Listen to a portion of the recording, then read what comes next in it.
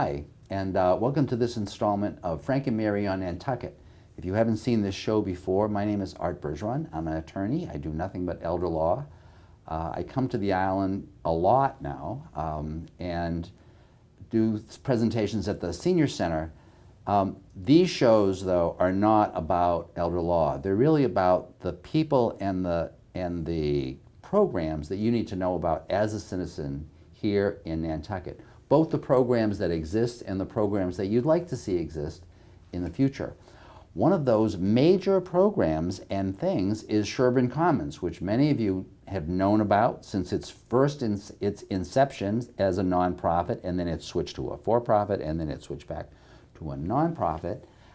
And over the last couple of years now, the person who's been running all that has been Kevin Comick, who was kind enough to join me today. So thank you very much, Kevin, for coming on. Thanks, it's a pleasure to be here. And I know it's summertime, you know, but we're probably the only two people with suits here on the island. I noticed on the boat that I come over all year round, but the hardest part about coming over this time of year is I'm the only suit on the boat, you know, and it's killing you, right? It really is. But the weather's absolutely beautiful. But the weather is like, it's just another, somebody said that, they said, you know, the weather, bad weather is bad weather every place, but good weather is always better on Nantucket. And absolutely. Yeah, absolutely.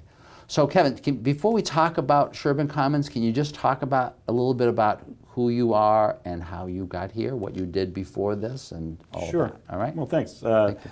I've been in the senior services industry for close to 30 years. I'm a licensed nursing home administrator, and really spent the first 20 years or so as a nursing home administrator. Yeah. I think nursing homes do great things. Proud of what they do, and it's not an easy business. The folks that do the work at nursing homes really are angels. Really do. Nice job. Right, and being able to feel that way from the beginning about the importance of skilled nursing facilities. Ultimately, you know, if you really need them, it's really important. Absolutely, really. and they have there's a place for them. And when people are ready to go to nursing homes, I think nursing homes do great things. I was fortunate enough about 10 years ago to go to work with an organization called Deaconess Abundant Life Communities. Deaconess Abundant Life Communities. Was that related to Deaconess to the hospital in Boston? Years and years ago it was. They split about late 1940s, and the nursing homes and housing went one way, and the hospital went another. I see. I joined the organization, as I say, about 10 years ago, first to open a campus on the Outer Cape, and ultimately for the last few years with them I was the chief operating officer, and I oversaw 5 communities. In the Outer Cape, when that was is that in Chatham? It was in Provincetown. In that's the really Outer Cape. It was as far out as you could get. Yes. Yep. And what I really enjoyed and continue to enjoy about independent living and assisted living is the entire intent of that kind of housing for seniors is to keep people out of nursing homes. And the as goal I say, of the exercise. Well, you know, as I say, when someone's ready to go to a nursing home, I think nursing homes do great things. But nobody really wants to go to a nursing home until they're ready to go. No, my clients, that's what they always say. I mean, I remember my mother. I started doing this work. My mother died in a nursing home in 1991, and I remember how hard it was, because for years she had made my father promise and all, don't ever send me to a nursing home. Right. My father was still alive. It just killed him. Right. I mean, it literally. My father had a heart attack shortly before my mother died in the nursing home. He was just so, but it's really difficult for these folks, right? And by the way, I just want to mention, when I do presentations here at our island home, I have often said the best nursing home I have ever seen, in my opinion, is the island home, because it has it's not fancy big chandeliers, you know, but it has these qualities about it that makes it feel like not the stereotype of what people think about, right? But even there, no one's, you know, telling me they're just dying to go right to the nursing home. I couldn't agree with you more. I tell people all the time, you know, don't look up at the chandeliers when you walk into a nursing home. Look at what the staff's doing at 7 o'clock at night, and look at what the staff's doing. And if they're smiling and they're caring for your mom or your loved one, then you know it's a good place. Right. And that's what I've heard about our island home as well, is that the staff is caring, and it's a hard place to work because it's a nursing home, but they really care about the people that they care about. And I remember this year hearing that they actually have a 5 stars from CMS, which, you know, like a top rating, and you say to yourself, our island home does, but that is for that reason. But go back to where you are. So it has to be available because there's a point at which there's the level of care that you need of really medical type care that you need is really necessitates it. Well, and that's really the point. A nursing home is a medical model, and when you go to a nursing home, it's a facility where you have to get your medications at a certain time, you eat dinner at a certain time, and everything is pretty much on a schedule because it's a healthcare facility. It's a facility, right? Assisted living is home. It's a social model, and that was the entire idea when assisted living was born, and as it's continued to grow. With independent living, it's how do we keep people even more independent? And by the way, historically, I don't remember assisted livings I don't remember any I want to say the 90s or the 80s. Is this really a recent phenomenon? Late 80s is about the time that they really started to take off, and folks continued to want to stay as independent as they could, and they started off as a very independent and social model, and as we've moved along, people with more and more needs continue to go to assisted living because I think the industry has gotten better at figuring out how to kind of attack those one or two things that are keeping people from being able to stay at home on their own. I see. And if you attack those one or two things, then people can pretty much do what they were doing before. For some people, they can't drive anymore. And so if we can, if they can figure out to work with us and we can show them, how our transportation can help them get their errands done, everything else they can still make decisions on and still be independent. And I'm glad you mentioned that one. I was talking to a person, not around here, I was talking to a person in Sudbury yesterday, and she's 94 and so much wants to get her license back. Now, she's got some problems, but the problem is, from her perspective, she's just trapped. She's just trapped. And so even though her driving may really be marginal, right? It may be dangerous to some extent. To her, and I always tell people, it's fine for you to say you're willing to take you risk yourself, but you're going to hurt somebody, right? And you're never going to forgive yourself, absolutely. Right? But still, if you're trapped, if you're in a place where you can't walk to stuff, what else are you going to do? And they truly are trapped. If you talk to any of the experts and you talk to the folks that are affected by aging. It is the isolation that really is the most difficult thing to overcome because they are trapped. If they can't get out to the store, if they can't get to the eye doctors, if they can't pick up their medications, they're in trouble. And that usually leads to ending up at the hospital or ending up in a nursing home if there isn't an intervention ahead of time. Right, because somebody falls down. Correct. Something happens at home. Absolutely. Or I see this with couples. They'll be staying in their home. And like my friends Frank and Mary, everybody wants to die and be buried in the backyard. And the longer you've been in the home, the less you want to leave that home. Right. Because you know that home, you're always going to know where the bathroom is, right? You're always going to know where the salt and pepper is, and so you kind of don't leave. So couples will tend to they'll just stay at home all the time. Right.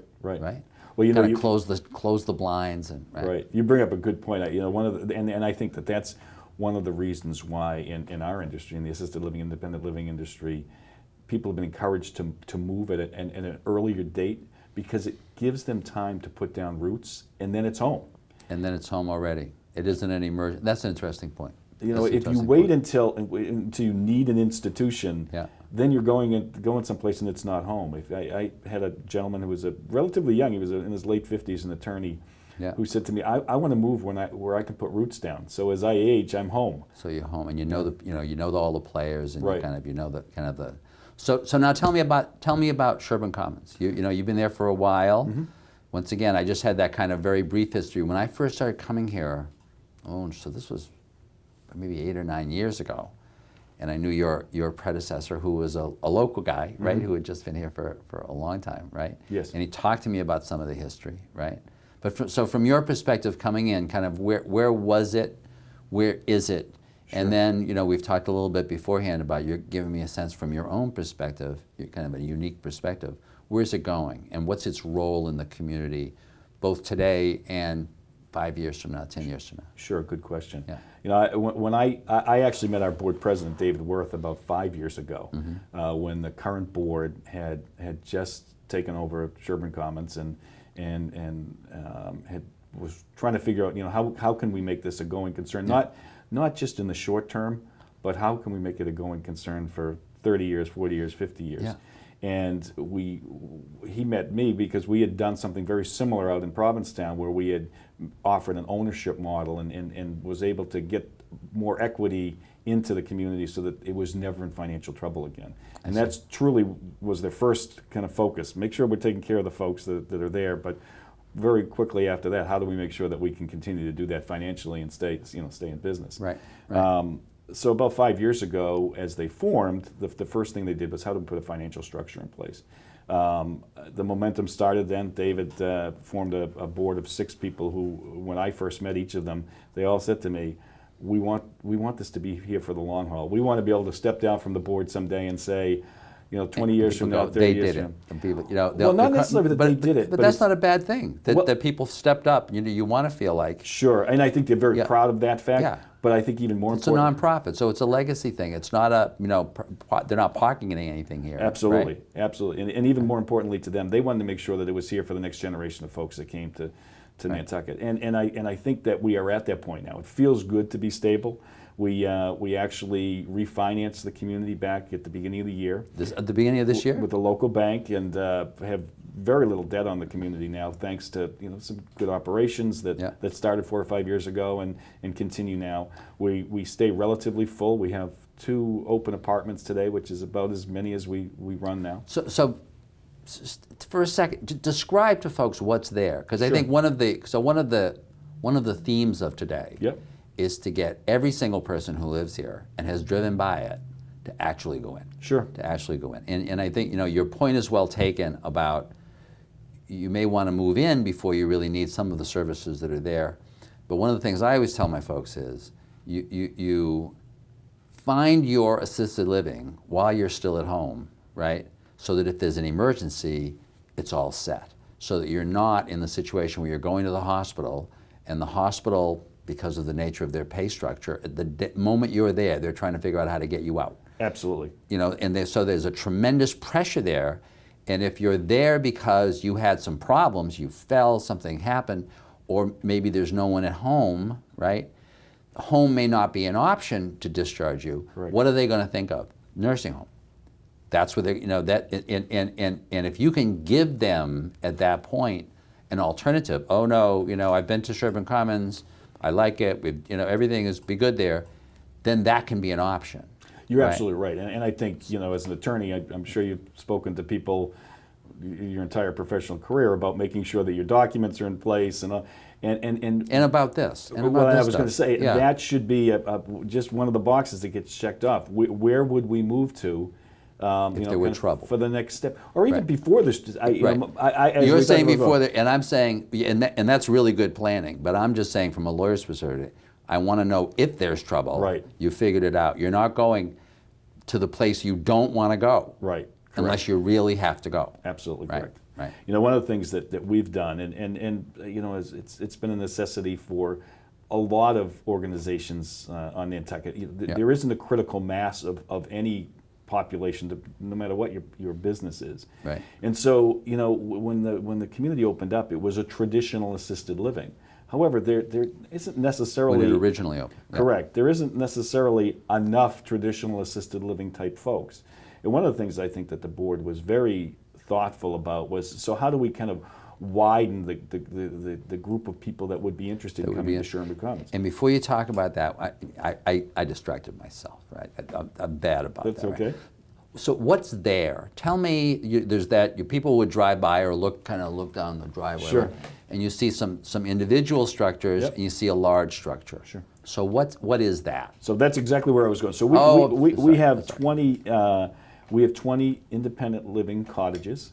2 and 3 bedroom cottages, fairly good sized cottages, anywhere from about 1,800 square feet to about 2,200 square feet. Yeah, that's a Nantucket version of a cottage. That's not a real little cottage. It is funny when you tell somebody on the phone or you email them and call it a cottage, and then they show up and say, that's not a cottage. Right. But we have 20 homes, and then we have, in the main building, we have 32 apartments, all certified as assisted living.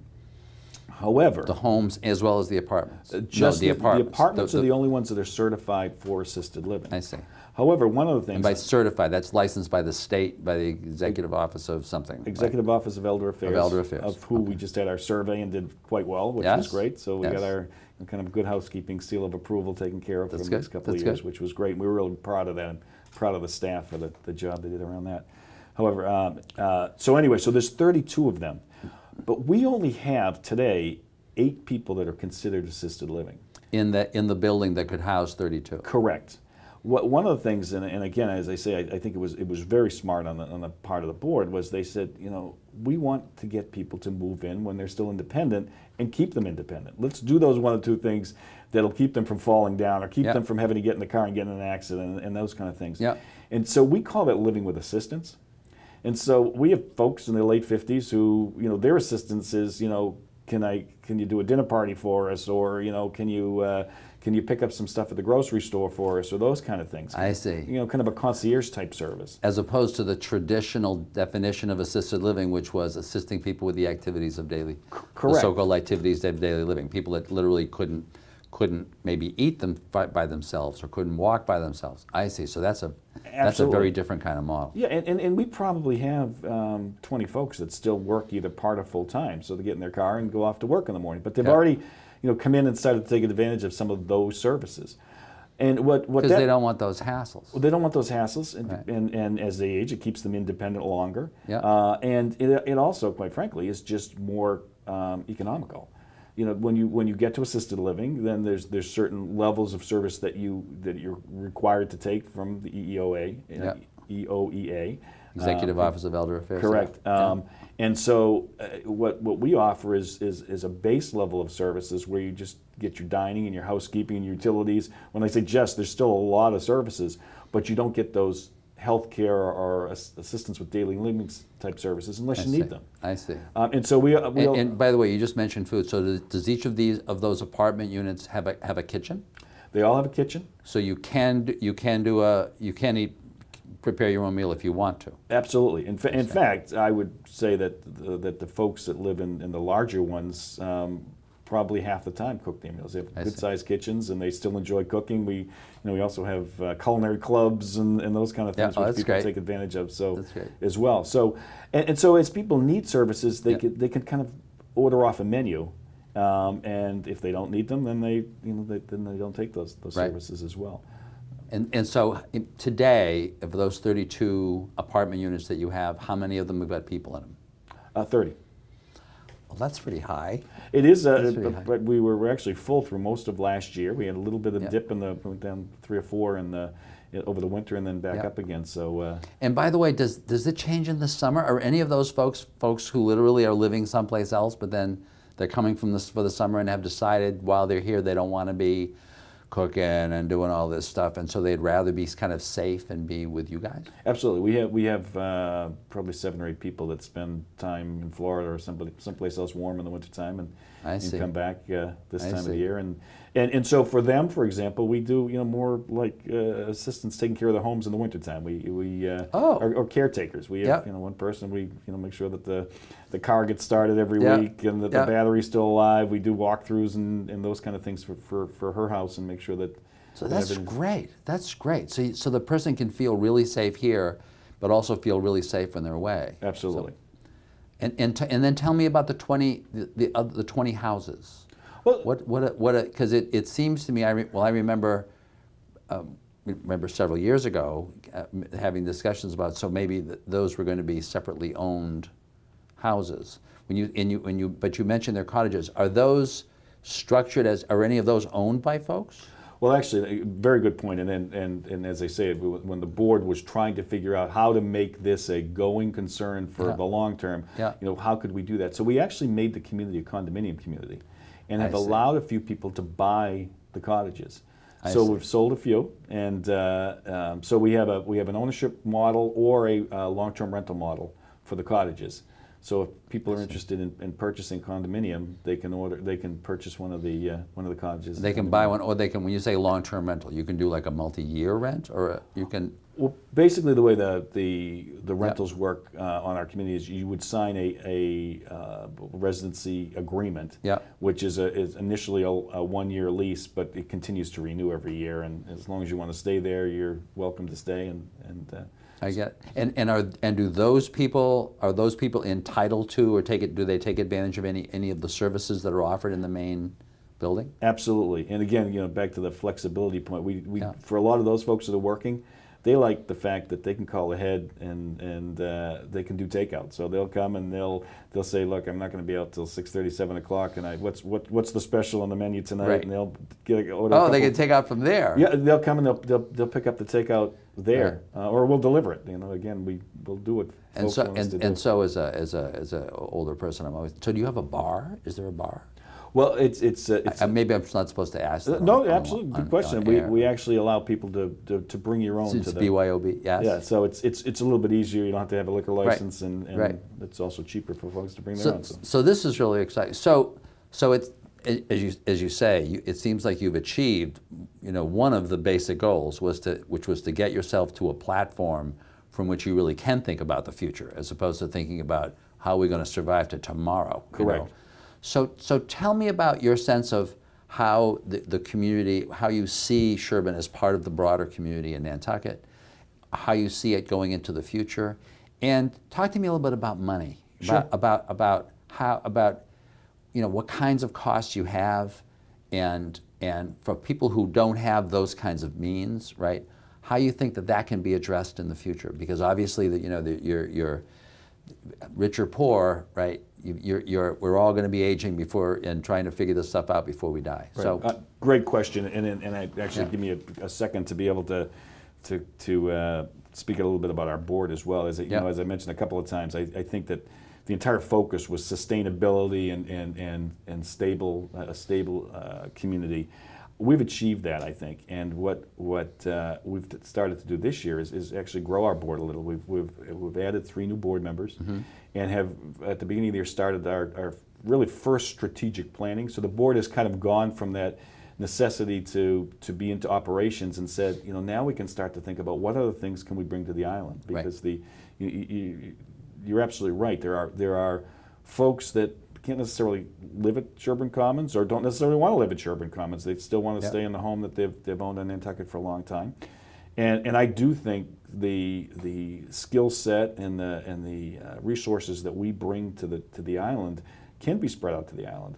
And that's some of the things that we've talked about over the beginnings of our strategic planning. Yeah. Affordability is a big issue. Assisted living is not inexpensive. The base residency agreement is close to $5,000 to start. Although I think. Although, by the way, so I do work in a lot of places. That's not a high tab. Well, and that's where I was going with that. Yeah. The reality is, when I sit down with folks, a lot of times what I say to them is, when you start to add it up, it might not add up to where you think it adds up at the beginning, but 2 months after you're here, you're going to come back to me and say, now I know why this is worth it, because there's basically so many things that are taken care of when you live in a community like Sherburne Commons. Right. And I think you're absolutely right. We are, when you compare our rates to assisted living in the state of Massachusetts, we're a really pretty darn good deal. I am commonly hearing numbers closer to 8,000, 8,000, 9,000 a month on the island. Once again, you get the big chandelier and blah, blah, blah, but these are, of course, all for profits. Right, I think you must be, what percentage of the assisted livings in Massachusetts would you say are nonprofit versus for-profit? Because anecdotally, it would look like about 10% from the. I was going to say 15 to 20%, and I think the for-profits are really getting into the business, but they're they're all about efficiency and different experience. Yeah, and they do a good job. My mom's in a for-profit assisted living, and they do a wonderful job. But it really is about how fast can they get in and get out with the services that. So I didn't mean to drift, but so go back to affordability. But so you figure your price is about $5,000 a month to start. That would be the base. Understood. So for folks who will not be able to afford that, right? How do you think as a community that Nantucket should be addressing that? Well, I think we need to look as to what are they doing in other places. One of the things that really attracted me to come here was I think Nantucket can be an incubator for a lot of different things. Oh yeah. And not only could we be an incubator? I also think we have the organizations and the people that run organizations here that really have the right attitude and want us to do a good job for our seniors. So I think it's really important that we kind of get together and try to figure this out. But when you look off island, what a lot of folks have gone to is what's called home and community-based services. Home and community-based services. And really what that is bringing bringing services like we provide at Sherburne Commons to the people in their homes.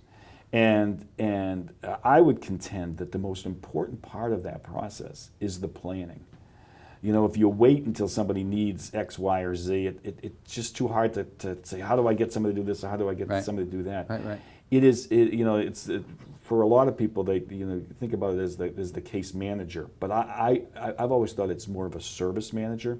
It's somebody that's coordinating the things that if you take care of those, they don't need the medical case manager. So what do you think is the role of Sherburne Commons in dealing with those issues?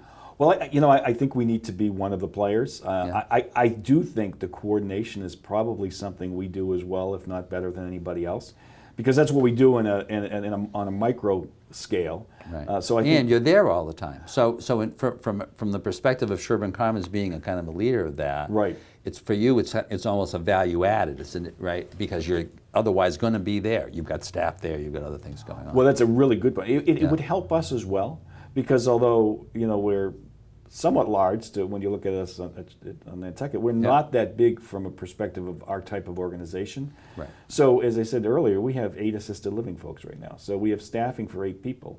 If we have 2 people that need additional services for a short period of time, maybe they had a hip replacement or maybe something else where they need some staff for a short period of time, we need to ramp up for those staff. Right. And then maybe after 3 weeks or 4 weeks, they don't need that anymore, and then we have to ramp back down again. If we had areas where we could send those people when we didn't have the demand, it would allow us to keep more people available for us, and we could react quicker. That's really interesting. Yeah. That's really interesting. So it really would benefit you in that that you have that kind of greater capacity to deal with these kind of bumps, and at the same time, it ends up with just more capacity island-wide, and you end up having folks that are really well trained because they're folks that have been dealing with it in your setting, right? And so I found so much of what the thing about being the kinds of home care or care that people need, it isn't like you're not looking for. This isn't I don't want to say it's not rocket science, but you're not looking for PhDs to do. You're looking for people who've got compassion and who have who are willing to learn from experience, and people who can share their experiences, so you get better and better at that. Right, and I think a critical point there is it's home and community-based services, not home and community-based care. Right. And and really what's needed are universal workers. So people that can provide some of the ADL assistance, but it might be, driving to pick up things at the grocery store, or it may be mowing the lawn, or maybe universal assistance. That's a nice term.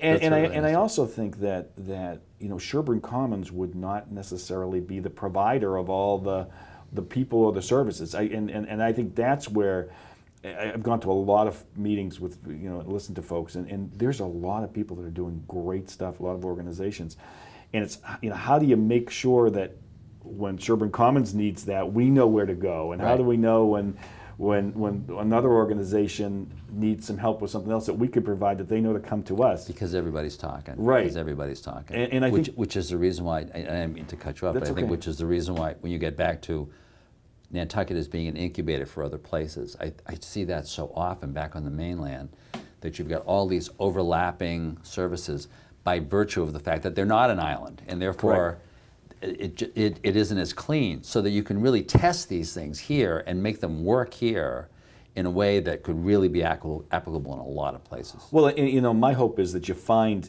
obviously there's a lot of these services that are not really a good financial deal for an organization. And so I think on the island, if you could get groups that work together so that you could share the losses as well as the gains, so that everybody could survive. The problem when you're on the mainland is when you find those 2 or 3 services where there's a good margin, then a for-profit's going to come in and say, well, we'll do that. And eat them up. That's right. We'll leave the difficult parts to the not-for-profits who, like Sherburne and like so many other not-for-profits on the island that say, that's our mission, we do that stuff. But you have to have a margin to be able to do the things you lose money on. Right. And I think that the fact that you're a nonprofit doesn't mean you're a loss. It can't be a loss. Nobody can be a loss for very long. Correct. It can be a nonprofit, right? Right. And so I think that there's a real opportunity, because we have the big moat around us to say, well, if we find a couple of those that make a few dollars that we can use to provide the services that don't make any money. And I do think that there's a number of players on the island that are willing to be part of that. Well, listen, this has been terrific. I think for a lot of folks who hadn't met you before, right, they have a sense of who you are. For folks who have driven by 1,000 times, they have a sense of what's going on in that place. And so I hope you've enjoyed this presentation and that now you have a better understanding of Sherburne Commons. You should go visit it. You should go meet Kevin, so that if there is an emergency, you'll know where to go. And so that you might want to even kind of consider going there even now and living in what sounds like a great community. Thank you very much for joining us, and I look forward to seeing you on the next installment of Frank and Mary on Nantucket. Thank you very much.